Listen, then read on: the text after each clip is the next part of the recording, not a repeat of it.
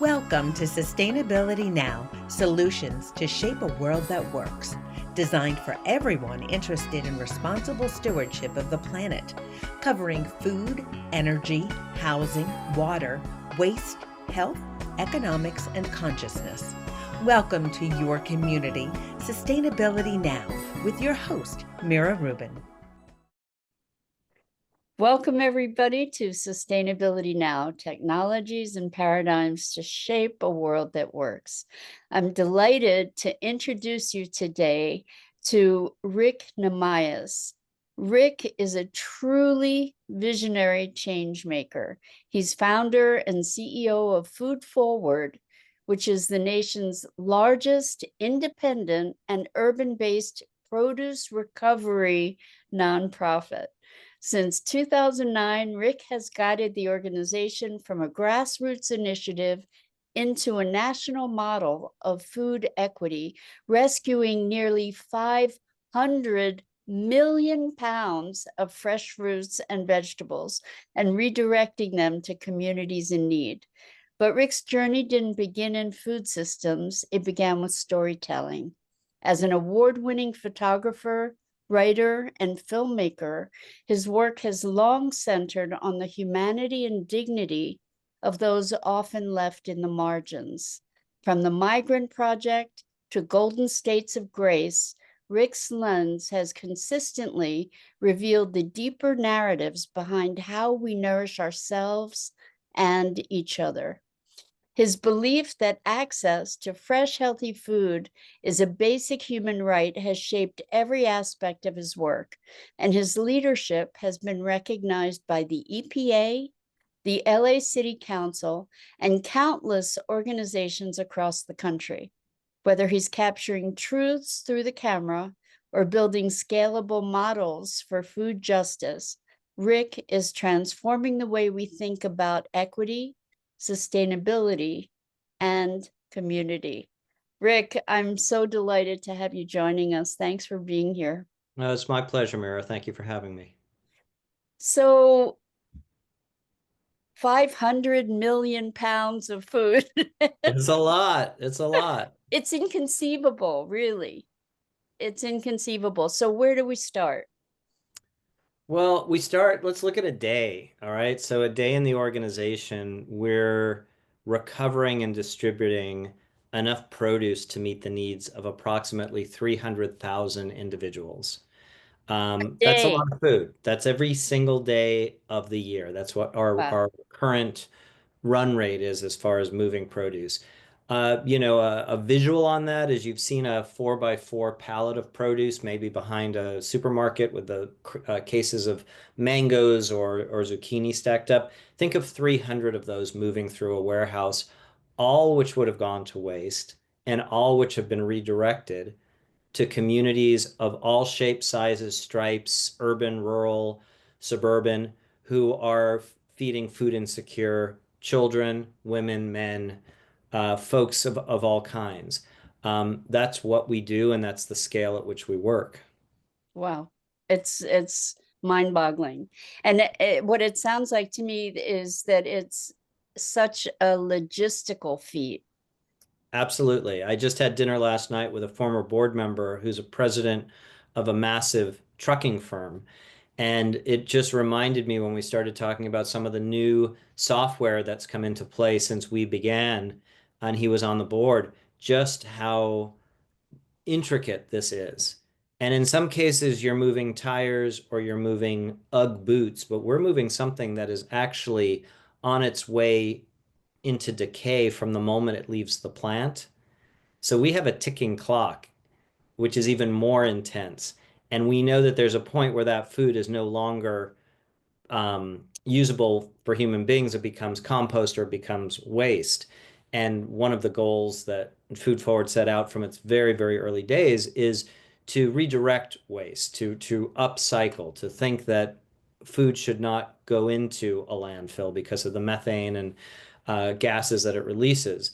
And so the logistics operation right now is pretty intense. We have between our team at the warehouse approximately 400 years of cumulative experience of people who have worked in the produce industry, who understand that once that eggplant comes off the stem, it's on its way to the trash. So you've got X number of hours to get it from point A to point B.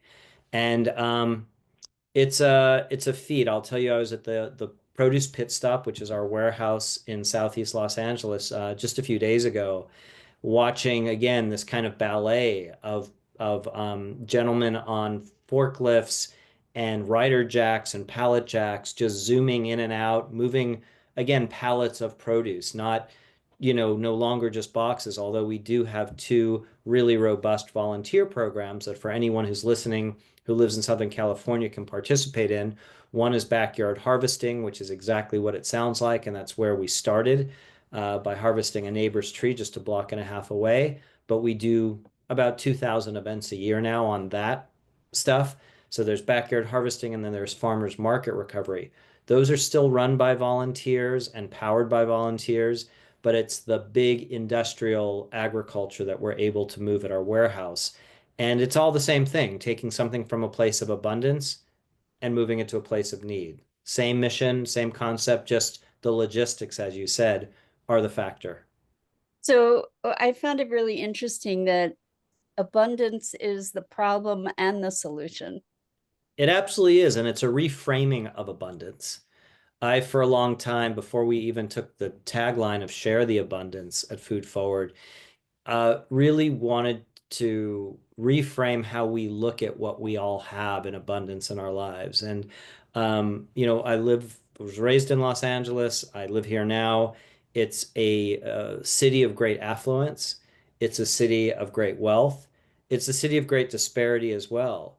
And I feel like every one of us, I don't care what walk of life you come from, could really do well by reframing what we do with abundance in our lives. It could be money, it could be food, it could be time, it could just be empathy, right? There's so many ways to look at abundance in our lives instead of this sense of scarcity that I think when you successfully reframe that, the world just opens for you. We've been so incredibly privileged to have the runway of the 16 years that the organization has and this hockey stick of growth where we started with 100,000 pounds in our first year of hand-picked oranges, all volunteer powered. And now, as I said a few minutes ago, we move about 300,000 pounds a day. I'd like to get a little bit more of an idea of scale. And maybe we can do that by looking at a standard supermarket. Okay. I imagine you have a lot of statistics and have a pretty broad view of the food system. Do you have any idea what kind of volume a standard supermarket might be dealing with in a given day? That's a great question, Mira. And I think it's important to note that Food Forward purposely pivoted away from the supermarket paradigm and the supermarket collection early on. Part of that was that most supermarkets in our region are have the autonomy to donate one-off to different charities, right? So that meant if you got to the Kroger or the Gelson's in your area, you wouldn't be able to speak to the district manager and say, hey, can we take all the produce you don't use at these 6 stores? They'd say, well, you need to go to this one and this one and this one. And it's a whole lot of work to retain all those relationships. So we also found that there were a lot of really neat, well-meaning and needed charities that were already gleaning at markets. They I'm were not talking about gleaning from a market. I'm talking about turnover in terms of food delivery that a market does on a daily basis. So yeah. that, like to say, we're talking about 5 markets worth of food kind of thing in a day. Yeah, it's hard to speak in markets because I've not really Okay. I don't know the volume that goes through a market, but Okay. I'm able to speak about it more in terms of kind of again the pallets or the pounds. If you imagine that a family of four might use 30 pounds of produce in a week from a we're moving 300,000 pounds a day. So that's could be 100,000 families that will receive produce from us in that time frame. So it's a little difficult to frame it as a supermarket experience, but That's okay. it's a lot of food. It's a lot of food. And so it's interesting you were talking about how you don't glean from markets, because that would be the obvious thing that Yep. so many of us would have thought of. But you said you have volunteers picking Yep. and also volunteers picking up from farmers market. I think this is a great segue into how you actually started this 16 Sure. years ago. Sure. I started this as an individual that wanted to make change in my own neighborhood. I wanted to look at issues. This was the Great Recession, 2008, 2009, where many of us, I don't care if you were in Detroit or Atlanta or Los Angeles, but we were seeing food lines that our grandparents saw back in the 20s or 30s, right? This was a time of great need. And at the same time, I live in a neighborhood in Southern California that was basically decommissioned commercial fruit orchards. Up and down our streets, we have walnut trees, we have citrus trees, and many of them have peaked and they're on their way to their maker at this point, but you will still see them fruiting. And basically, as I would walk my dog, who was getting older around the neighborhood, I saw more and more of this fruit, and I saw it being wasted. And I'm saying, wait a minute here. There's lines at a food pantry. There's fruit on these trees. What's missing is the connectivity. There's something so wonderful and childlike about harvesting fruit when you're doing it tree by tree, very different from when you're doing it professionally, which is another topic we can talk about. But as a hobbyist gardener and someone who really enjoyed being out and up in a tree, I asked a friend if she would let me have an experiment in her backyard and basically get a couple of volunteers, harvest her two fruit trees, which she wasn't using the fruit from, and donate it a mile or two away at a food pantry. She was totally fine with it. And over 3 weekends, we harvested about 800 pounds between 3 or 4 people. And it was just a real light bulb moment. This is free. It's on the tree. Nature's giving it to us. It's almost, not almost, it's disrespectful to not get it somewhere of use. And when I looked at the food that pantries were basically stuck with, they were not getting fresh citrus, let alone something that had been harvested 2 hours earlier off a tree. And so they were incredibly grateful. The volunteers had a great experience. The homeowners were super happy that someone was harvesting their fruit. And most importantly, the individuals who were food insecure were getting nutritious, fresh, nutrient dense food that was hard to come by. And so it was a win-win all around. And it became kind of contagious. People just loved coming out and on the weekends having this kind of, we called it fruit therapy. It was a way to really connect with the agricultural roots of California and do something where in 2 hours you would have 8 or 10 or 15 boxes of fruit that you would lug into your car and then drop off. And the sense of being part of this virtual cycle was indelible. It became addictive even. And I bet so for it the did. first few years, it was all hand harvested citrus. Anywhere someone would have us, it could be an orchard, it could be a single tree, but it was all volunteer powered. And word got out, and some people offered us some modest grants. We got our 501(c)(3) status and hired our first employee, bought a rundown van, which we just got rid of last year after 15 years of service. And then we added this farmers market program because what a lot of people don't realize is LA is home to about 200 weekly farmers markets. And on top of that, at the end of a farmers market session, much of the food that is not sold is thrown out because otherwise it wastes fuel for the farmers driving back to their home base where they would just compost it anyway. So we've gotten to know these farmers. They get a tax deduction for every pound they donate.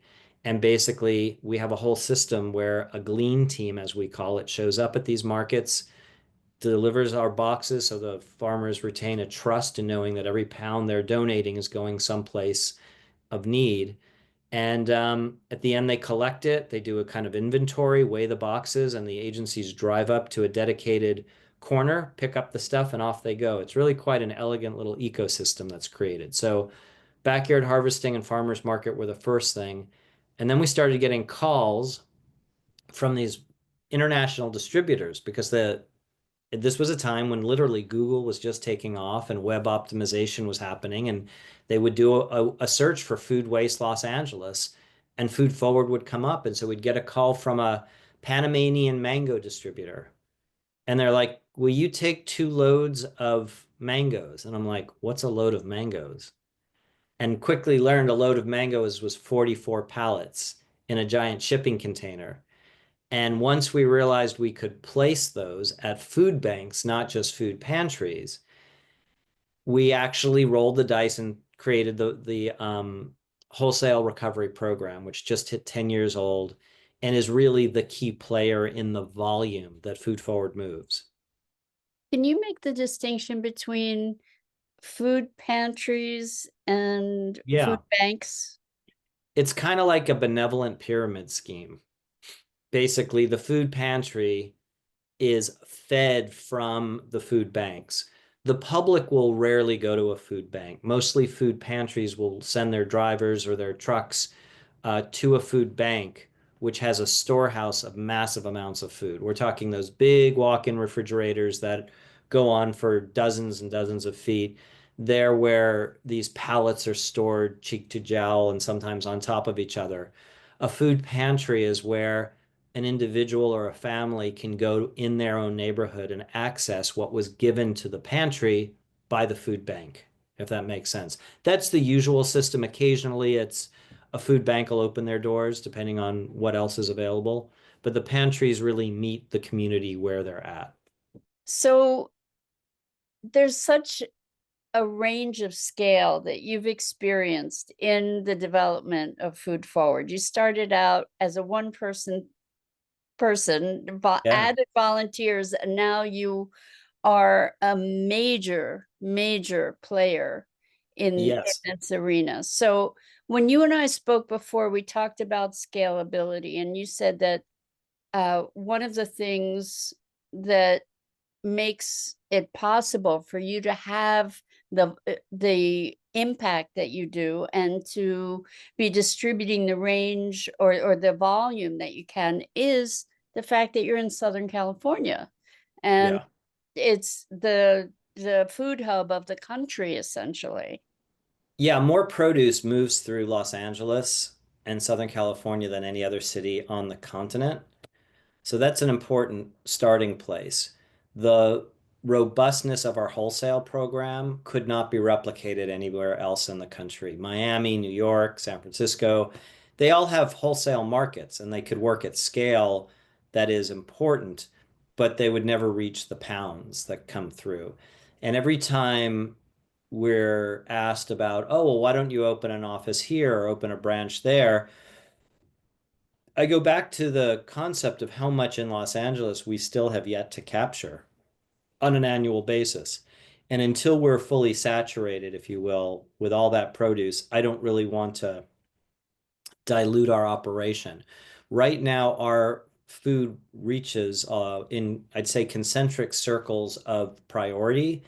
Um, LA County and 12 other counties in Southern California, all the way up to the Central Coast, as well as 6 states and tribal lands. So the entire southwestern region is impacted by our work. Now, I can't say the same amount of food goes to Albuquerque that it does in Orange County, California, but many times a year we have an overflow of lemons or Brussels sprouts or whatever. And we have many of those food banks that I spoke about on standby for when those surpluses need to be placed. Because what we don't want to do is get the produce and throw it away. And our logistics have gotten to the point where we now are working at a scale and with a professionalism in the industry where we often will know a week ahead of time when these massive truckloads, multi-truckloads of a single crop come in. So let's say you get lemons in December from Florida, for example. They don't have another entity that can take 15 or 20 truckloads of lemons. They send them to us and we bulk break them down and send them out. So that's kind of a superpower Food Forward has, is the ability to take what we'd call a monocrop, a single type of fruit or a single type of vegetable, and make sure that it then is disseminated through our whole network. Locally, we're working with about 270 nonprofit hunger relief partners. And that could be anything from a YMCA branch to a food bank in Houston to a small church pantry in Compton. And basically, what we aim to do is offer consistency and in food access. We've gotten away from the idea of just sending out a load now and again when we can, and really focus on the monthly partnerships to increase nutrition equity and the ability for each of these partners to have consistent access to fresh produce, if that makes sense. So I'm confused. You were talking about food pantries and food banks, and you said you have over 200 partners that you Yeah, distribute food to, and these are organizations on all different scales. correct, correct. So how does that work? How do they come and pick things up? Do you deliver? Yeah, it's a range of things. If it's a huge food bank that's in another state, there will be a truck that picks it up at our location, our warehouse, and then drives it out for Mm-hmm, them. And they will often pick up the cost of that transportation. mm-hmm, If it's a local organization, our warehouse is really at the crossroads of South and East LA. And that way, it's about no more than 5 or 10 miles from many of these smaller agencies that really are experiencing great need. So it's a combination of them coming to us and us going to them. What we've also tried to do since COVID is really to convert our fleet into um, one that is dedicated to the recovery of produce. We don't ask for any money for the produce that we give out, but we do occasionally ask for the sweat equity of send a truck and pick it up, so mm-hmm, that we're not using the only vehicles we have for procurement on delivery, if that makes mm-hmm. sense. Because we can bring in more produce if our trucks are out gathering the produce. If they're driving 2 hours out to the high desert, then that truck is out of commission for an entire day. So you're essentially a distribution house where Yeah. things are being delivered to you, Hmm. your central location, and then distributing from that location. Correct. It's pretty much what I call a B2B, which is not that Yeah. common in nonprofit. But basically, we are a B2B in the fact that we don't hold distributions at this point, except in very rare instances for the public.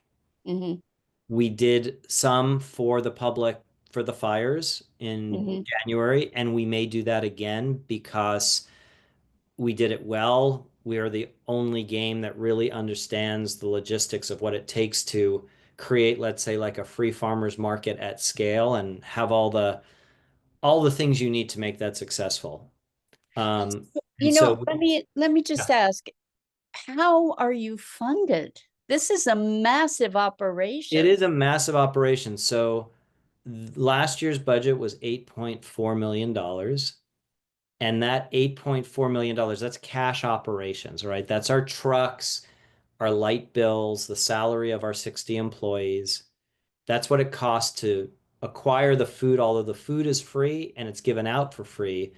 The 60 people that it's moving on forklifts or raising money or doing communications are paid individuals like myself. Um, that $8.4 million in cash generated approximately $200 million in produce recovery and distribution last year. So if you think about the value, the return on investment, as far as what a nonprofit offers, it's pretty high bang for the buck. That's That amazing. money for us is predominantly coming from institutional foundations. It's So also, we're not talking about government funding. we have zero government funding. Hallelujah. Thankfully, right now, Right. we're very pleased. We're not reliant. We have a lot of people. I got 2 emails today from organizations that are kind of partner organizations that saw money cut immediately. Many of us saw some news on Friday about, I think it was $500 million that is being cut from food bank distributions in the coming months. This is a really scary time, and this is stuff that people are dependent on, and it's being politicized in a way that's really unfortunate. Food Forward is a nonpartisan organization. We're here to really feed anyone who self-identifies as in need. And we raise money from individuals of all political stripes, of all religious stripes, and we get institutional funding from foundations across the country, many of them located in Southern California, because we have the highest concentration, over 2.4 million food insecure individuals. So philanthropy really understands the value of what we do, and they support us in a really incredibly moving way. And they have since pretty much year one. That said, our budget this year is $9 million because we want to move from what was, I think, 94 million pounds of recovery last year to 100 million. We want to increase it because the produce is there. We need to raise more money to do it. So anyone who's listening that's interested in supporting us at a $5 amount or at 500,000 or beyond, foodforward.org is the easiest way to reach us. You can volunteer through that portal. You can make a donation of any size there, and we're grateful for all of it. So Rick, you said that you distribute food across multiple states. Most of it is Southern California, but you're also going to reservation Yeah, land. yeah, How do Nevada, you Utah. how do you choose where the food goes It's a and what great question, Mira. organizations you support? Yeah, it's very hard. Why? Because we have 100+ agencies on a waiting list, right? What we're doing is trying to match the need of the agency with what we're able to offer. What we get is not a menu. I don't know at any given day what my inventory will change on a week-to-week basis, and it's never the same twice.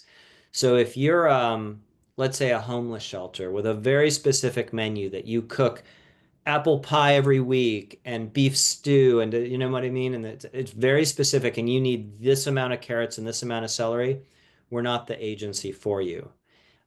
We are the agency when you have a nutritionist that's able to see this incredible cornucopia of abundance, over 400 types of produce throughout the entire year, and say, you know what? I can work with those apples, I can work with those mangoes, I can work with that celery, and if it changes up next week, I'll figure it out. Those are the types of organizations that work well with us. Quite honestly, too, it's about mostly partner agencies that give out bags or boxes of food so that they're giving the raw ingredients to their constituents who then go home and cook with it. And we do a very good job, I think, of matching cultural needs with the types of food we get. If we're getting okra and collards, that will often go to an historically Black community if we can work that out. If we're getting tomatillos and nopales, that will often go to an Hispanic community. Bok choy and ginger, we'll try and get it to an Asian community. We also do occasionally have the opportunity to cross-pollinate and get recipes to folks to try different things, but we're not a nutritionist organization that way. And we work with many agencies who actually do that education on our behalf. And that's always fun and exciting to see how they teach people how to use new types of produce.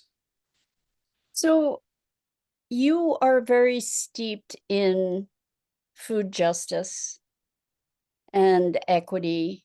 And this is, as I understand from our prior conversations, all levels of your organization and your personal as well as organizational mission. And it shows up in the way that the structures that you've set up for your employees as well. And I want to talk about that because I think people have an idea about nonprofits and how people should be volunteering or something for nonprofits, and it's important in my book, it's important for people to be able to make a good living beyond sustenance in whatever endeavor, and particularly in nonprofits. So I was wondering if you could talk a little bit about what kinds of systems you have for your folks that work for you. Yeah, I mean, it's a great topic. And I think it's important to note that it was maybe 3 years ago, coming out of COVID, when we had tripled in size during that 3 year period, where we had some money in the bank. And I made a mandate with the board, with my senior leadership team, that we move everyone to market rate. And there were hours and hours done by our COO and our HR director of looking at comps and what people were making at different nonprofits. But up to that point, everyone, including myself, was making somewhat less than what they should be making, even in the nonprofit sector. And we had developed such a team of talent and of people devoted to the mission that we were really clear it does not serve anybody, not just the employee, but the organization, because of the amount of turnover, to not pay people what they're worth. People dedicate their careers to nonprofit, and there's no reason because you're doing good that you shouldn't be paid a fair wage. We're still, even at our benchmarking, probably half of what I would be making as a CEO at another company if it was a for-profit endeavor of the same size. I'm in this for the purpose, but I also have a 401k I need to feed. I have a mortgage I have to pay. Um, it's I always find that a very frustrating conversation when people look at your 990s and say, "Oh, well, you're getting paid." So, like, yeah, but we also are retaining 98% of our staff, and that allows us to move more food to more people. There's an And excellence in why that. wouldn't we want a sustainable organization? Exactly. I think sustainability is something that you can what do you call it? Define in many different ways. Right. And people need to be able to have a life. Right. So we're talking about equity And in sustainability. and equity Yeah. in an organization, and the importance of making sure that people have a livable wage, right? And And I think we saw a lot of that question when we came out of COVID, right? There were a lot of people that were looking at their wages, let's say in hospitality in particular. And a lot of people left the hospitality business because they weren't making a fair wage. And I think what we're seeing now, at least in Southern California, is a real rebalancing of stuff. And it's not a smooth and easy transition. We've got a lot of restaurants that are closing. We've got a lot of people leaving, chefs that just can't make it work. And it's a bit of a reckoning. It's definitely a bit of a reckoning. And I think now when you see um, nonprofits really struggling to keep funding that may have been axed from a contract with the federal government, it's going to be even more heightened. What is mission critical? What is what is, bare bones? How do we keep the doors and lights on? And then also, how do we keep paying people fairly? Because I think just because times get rough, it doesn't mean that you start cutting across the board salaries. Sometimes it's programmatic work that has to be put aside. But it's a very interesting time to be working in a nonprofit, to put it mildly. yeah, well, I think it's a very interesting time to be working in anything right now. And I think it's so important that we establish values and design our business accordingly in alignment with values. And why is it that we have this cultural notion that in order to do good we should suffer? Yeah. It doesn't really make sense. I'm not talking about being um over greedy, or yeah, but to have a lifestyle, that's something that we're all trying to create. So why not create a system that supports that on all fronts? I hear you. And I think you do this also just in terms of perks and benefits that you provide for your people. Yeah, one of the things I think that, well, I don't think I know that we excel at is letting the whole human being work at Food Forward. And so we realized one of the ways when we didn't have money to pay people an equitable wage was we made it up in paid time off. We gave very generous vacation. And although we are a little bit more reined in on that now. I do think there is an extreme effort made by, again, our human resources department to make sure people are getting days off that are meaningful and that they may not receive at another business. Two examples of that are we do a rejuvenation week, which is a paid week between Christmas and New Year's. Every staff member gets it. The lights are shut, the refrigerators are shut down, and basically the entire organization is dark for that week. And part of that came out of learning that no one wants food right after Christmas. They've got enough. Even folks that are food insecure, they've had all the distributions leading up into December, and they don't need what we have. So let's give our team a break and let them be with their families. And so that's a paid week off that we offer. Another thing is like Monday we'll have Cesar Chavez Day off, and we chose that as a symbolic day off, but it's an additional national holiday that most businesses do not give as a paid day off, and it's something we've been doing for I don't know 6-7 years at least. Wow. How many people are employed by Food Forward? I think it's 58 or 59 right now, including myself. We're just So shy of 60. I'm kind of boggled because this is a course of, you said 16 years. You've scaled from nothing to a major, large operation. How did you weather that? How did the scaling happen? How did you learn what you needed to do on all Um, levels? I'll be honest, I came to this organization in my early 40s. Had I birthed it in my late 20s, I wouldn't have had the skill or the maturity, I think, and the determination to stick with it. So I was very lucky that it happened at the time that it did. And I'll be honest, I'm pretty open to being taught things I don't know.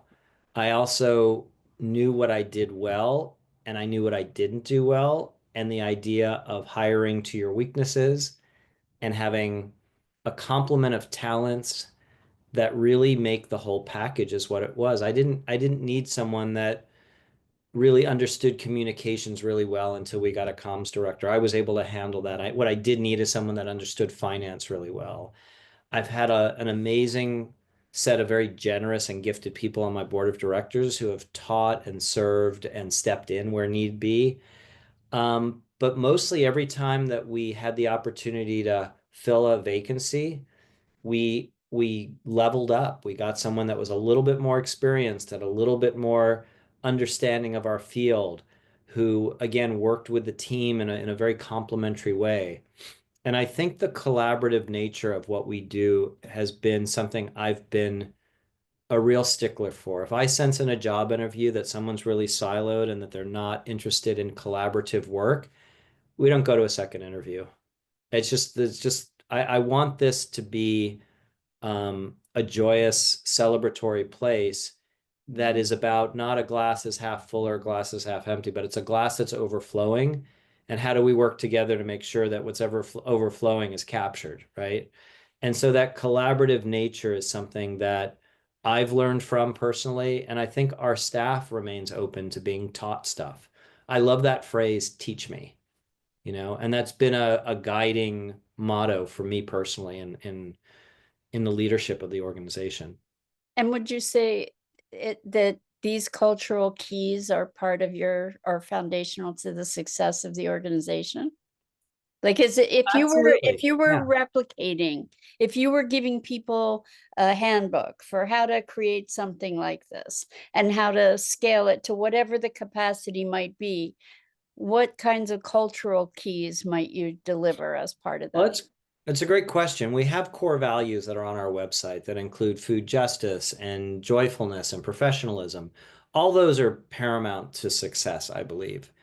But there's also some basic stuff that my core values as an individual, and I spent a lot of time early in the formation of the organization. I had this great opportunity to be part of a cohort at the Shannon Institute in Minnesota, where it really took up and coming leaders and kind of peeled away everything and said, "What are your core values?" And it was a 4-part annual, took the whole year, like each season we'd meet up. And I realized two huge core values for me. One is gratitude and one is curiosity. And I'm not saying that those have to be the core values of anyone that works for us, but if I find that someone is way on the other of the spectrum of that and we are not talking that language, that's a challenge. Entitlement to me is the opposite of gratitude. I don't do so well with entitlement. I'm not saying I don't have my little moments there of being that, but most of the time I want to live in a place of gratitude and I want to live in a place of curiosity. And if someone is closed down from learning, that's a problem. I don't care if you're 60 years old or you're 26, there's something to learn from somebody else in the organization. And so they're not hammered onto a wall somewhere, but they're inside of me. And I have, I think, a good sense when there's a match, both in a board member, even an advisor, but mostly in staff. And when I'm in that hiring mode of staff, is how is that person being in relation to everyone else? So you are really nurturing a culture. Yeah, there's no question that when we started this craziness 16 years ago, the first couple of years as an all volunteer tribe is you did it because you wanted to be there. You did it because it felt like a chosen family, right? You did it because the mission was important, but the people you did it with were important. And that was formative. I think if we had started immediately into a professionalized, here are your metrics, meet your goals, KPIs. I don't know that I'd still be here.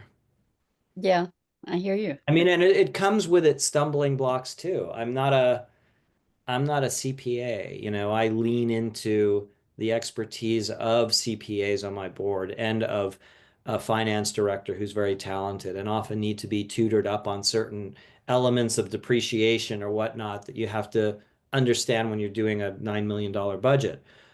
But those are learnable things. To me, there's some just, again, almost intangible values and ways in which people act and interact that are more important to me.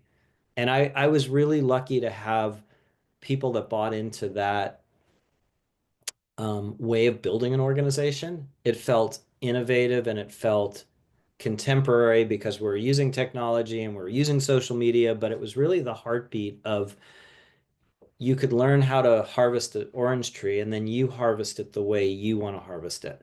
You got to be safe. 100% of the food has to go to the food pantry.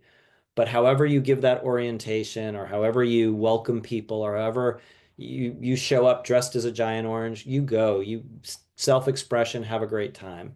And we welcomed a lot of that.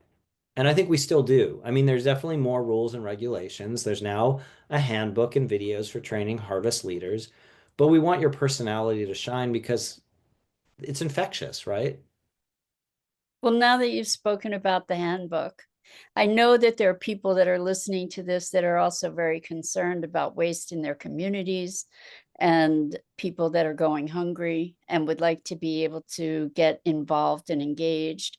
You have experienced and triumphed over so many pearls and pitfalls. And I know that you have all kinds of tools that you've developed to manage an organization, to deal with the logistics.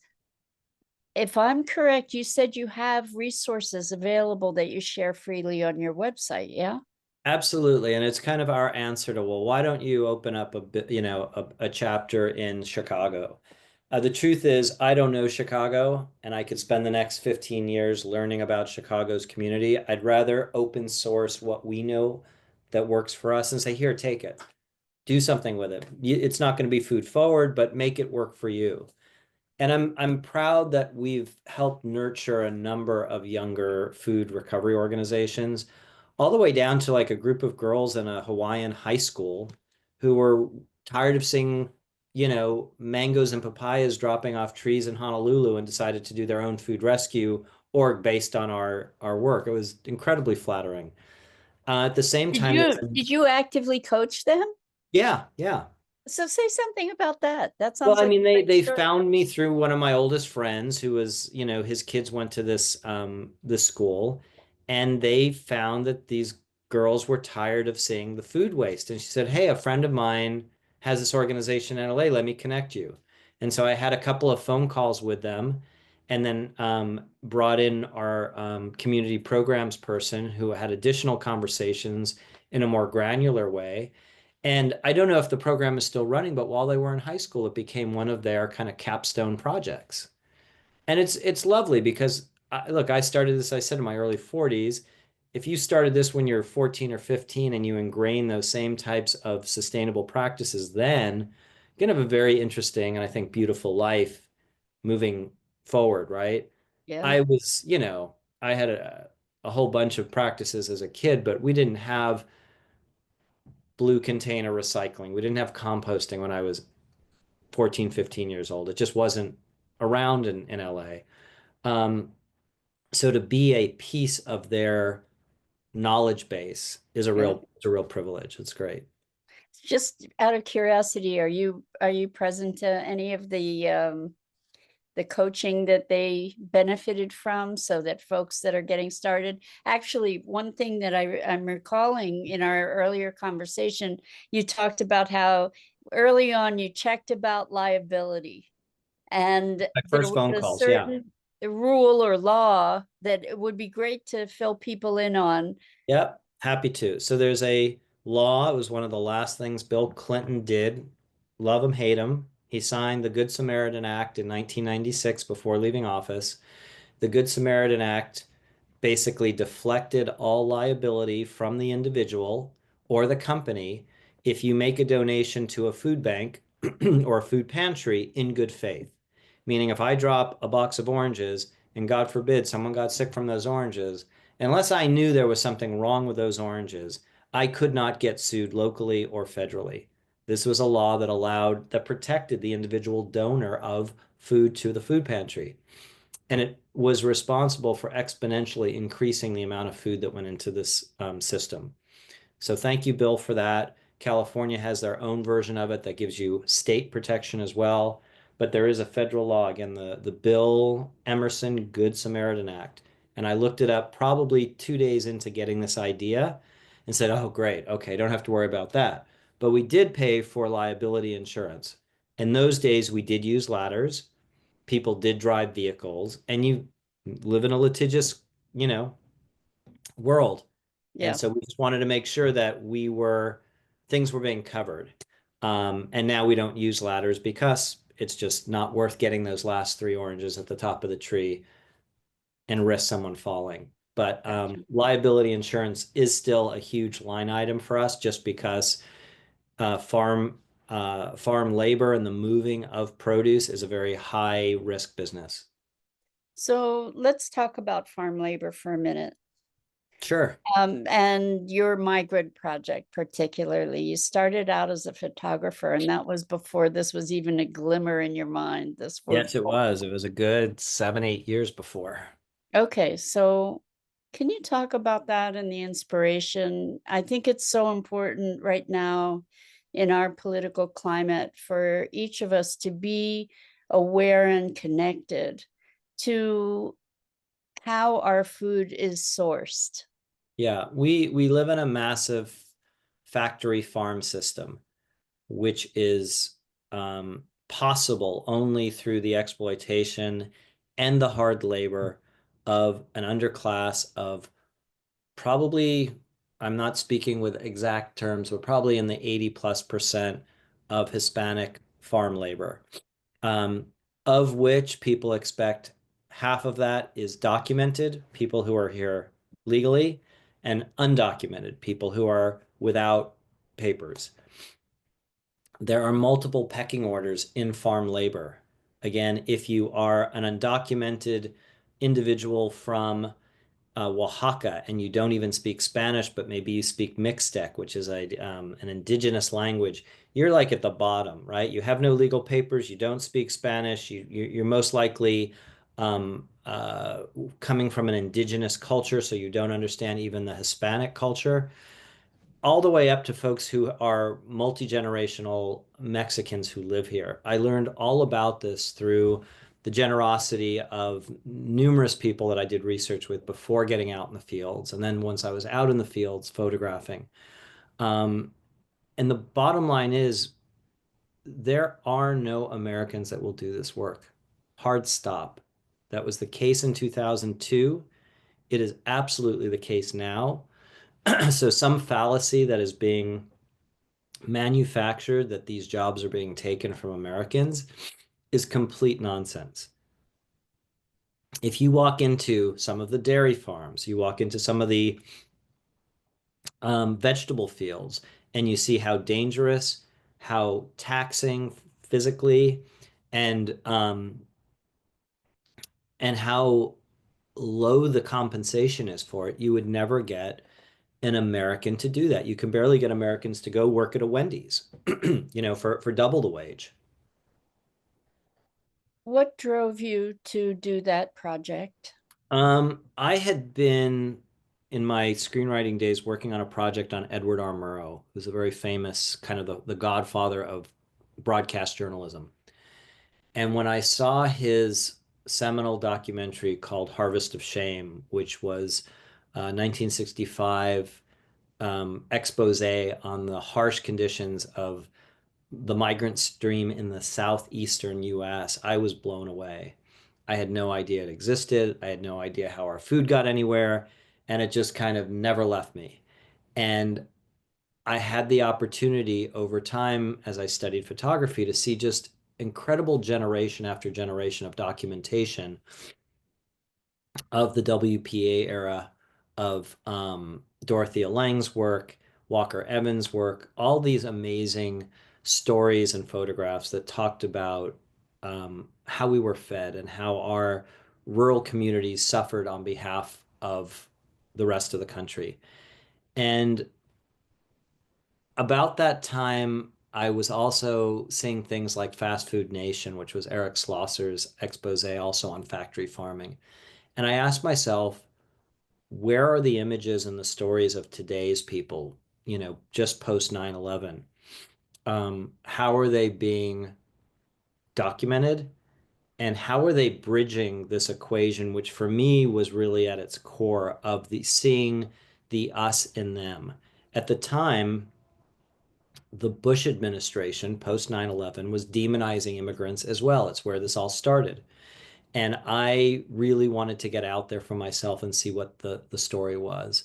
So I had been working with Kodak as a filmmaker. They gave me an amazing grant of still film to get out in the fields. And I just started photographing, working in concentric circles from Los Angeles and going to wider and wider places, all the way up to Stockton and down to the Mexico border. And I spent about 9 months visiting about 50 towns and realized that there was a mosaic of stories that really talked about the cost of feeding America from a very humanistic perspective. And it gave me an idea to turn that into something that became a traveling exhibition and then a book with the University of New Mexico Press. And the exhibition traveled to about, I don't know, 20 museums and galleries as a art and education and political exhibition. We sold prints that were fundraisers for farm worker charities and for legal aid groups, CRLA here in LA and San Francisco. I did a lot of work with, and it gave me just this incredible indebtedness to farm labor that will never leave me.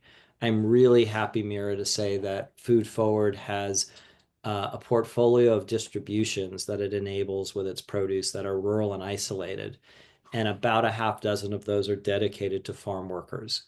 Oxnard, Arvin, um, Coachella, and onward. And some of these are actually organizations I worked with 20 years ago.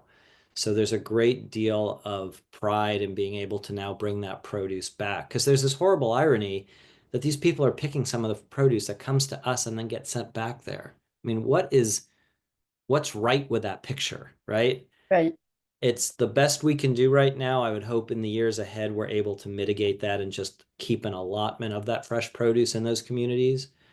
But I will not entertain that argument that we have Americans that'll do these jobs. We just don't. And If so, given that that is probably an observable fact, what what is your vision of what's happening and what's going to happen next? Just curious. Like this, you as an individual. me as an individual, not as CEO of this organization, um, the tariffs are a whole other economic business that I don't even want to get into because one day they're on and one day they're off.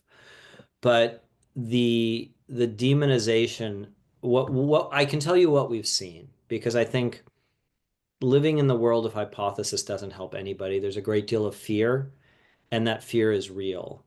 I can tell you that we have seen distributions where a large percentage of people are afraid to show up to get the food that we're offering. I will speak about an urban organization in downtown Los Angeles that was adjacent to an ICE raid just a few weeks ago. And that ICE raid basically required that all of the people that were lined up for the food distribution be pulled into the synagogue, which is a converted synagogue. It's now a community center. And these people were basically held in the sanctuary space while this ICE raid occurred. Being And the protected. correct. And the organizer of this center, who's an amazing guy I've known for years, was able to hold off the government officials that wanted to really get into it with these people who had just come out to get food, and was able to finally send them on their way. They left with one individual who was from an apartment house across the street, which is where they originally had focused their energy. They did not get any of the people that had come to this distribution, but they said, we'll be back. Yeah, I'm sure they And will. that fear that those 200 people experienced ripples through the entire community. They're afraid to go to work. They're afraid to come out to get some of the social services that they need. Some of their children are afraid to go to school. How is that something that we can live with long term? I don't believe it is. So there's going to be a reckoning around this. And I think the first thing that has to happen is Americans have to really be honest with themselves and realize what it takes for us to live the incredibly privileged lives we live. And until we You do know, that, there's just I no want way. to I want to look at this from the other side of the coin, because I think it's easy to for a lot of people to say, well, these people are other and they don't belong or they don't deserve or they whatever the stories about that. But if we look at the other side of the coin, where it actually is going to be impacting the people of privilege more directly, where there are people that are no longer available to do the labor in the field that provides the food. I'm curious about, I'm not in any way diminishing the human cost here. I just want to make it clear to the people who are benefiting from the privilege that we have to rely on other people's labor. So what's happening to the people or the labor in the fields even? I imagine people are afraid to go to work. Yeah, there were, stories in conservative papers like the Bakersfield Press in Bakersfield, California, that documented between 75 and 25 to 75% of the workforce not showing up for work in the early days of the new administration. I don't think that's consistent, but when there was word that ice was making the rounds, people just didn't show up for work. And where that ripples out to is these large business owners, these large farmers, these large meat processors. They can't continue to do the business they need to do. So there's a domino effect here that's just starting to be seen. My guess is that it will have to be amplified, and it's going to take a lot more of these episodes where sand gets thrown in the gears and work gets stopped and people don't show up for voices to get raised. Right now, it's it's not being believed. It's not at a scale that's disruptive enough, and I think that's the big word is once the food system gets really disrupted, you see an entire, we have this issue with I think 5 companies own all of the key slaughterhouses in the US, right?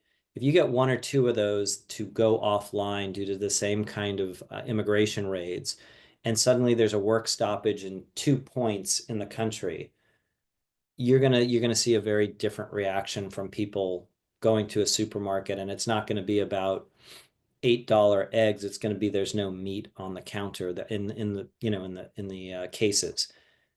When that stuff happens, and it's people will raise their voices. I think that people are so disconnected from how things are actually sourced in this country. And Yeah, one thing there's a whole lot of benefits to having done this work. One of them is feeling that I have a much deeper appreciation and understanding for what it takes to get that carrot to my grocer. And it compels me to not waste it. yeah, From the water to the seed to the fertilizer to the truck driver to the packaging to the individual who picked it, all the above and many more. It takes something for this stuff to happen. And one of the reasons I do what I do is out of respect for that cycle and trying to raise it up and not denigrate it. and the human cost involved in our production process is very, very high. Yeah.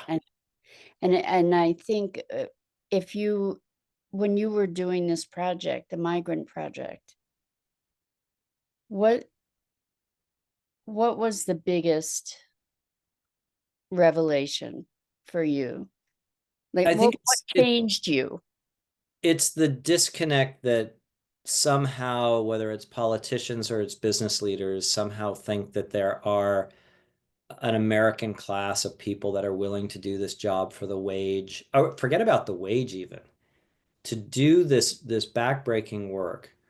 The truth is they're not. Americans are not open to farm harvesting. They're just not, it doesn't happen unless it's their own farm. If you're on a factory farm, you will probably find close to 100% of laborers who are coming from another country and trying to get a toehold in American society.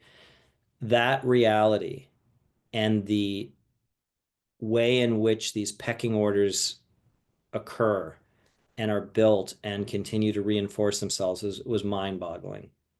I mean, there's the images and the stories and the things I saw, the things I smelt, the people I met. It's all very much still present. Yeah. Yeah. And I don't know how to reconcile any of that because Well, it is it's an abuse of other people's need it's also. an exploitative system. There's no question. And I've been asked that question, like, what can I do? I feel helpless in this. It starts with the individual, and I think we're talking about eating, we're talking about food. Eat with intention. Know where your food comes from. Realize if you're paying a few more dollars for that item or those eggs and you're able to trace the source of it and feel like, okay, I'm paying a family farmer for this. It's not coming from an industrial packing house. There are so many things you can do, and some of them cost money, some of them don't. Some of it's about volunteering, some of it's about educating yourself, but it's about eating with intention and nourishing yourself and your body in a way that most of us just sleepwalk through. It's really, to me, the where it starts, because it brings it back to the individual, and it's what you're literally putting in your body every single day. And hopefully, as a result of that, there will be less wasteful. Yes. We'll be more conscientious.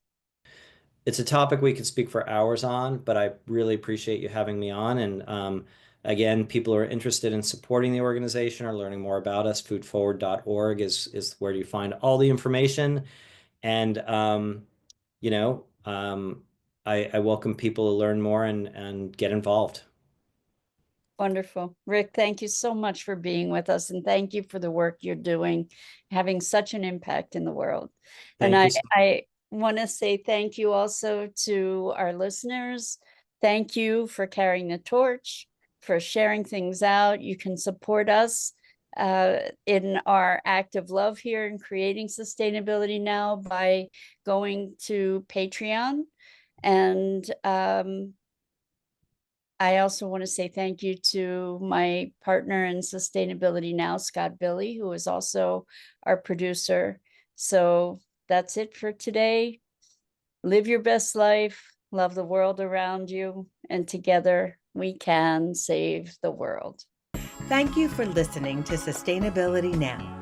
Visit sustainabilitynow.global to find resources related to today's program. While you're there, pledge your support by making a contribution to help us shape a world that works. And remember to subscribe, share, and follow us on social media.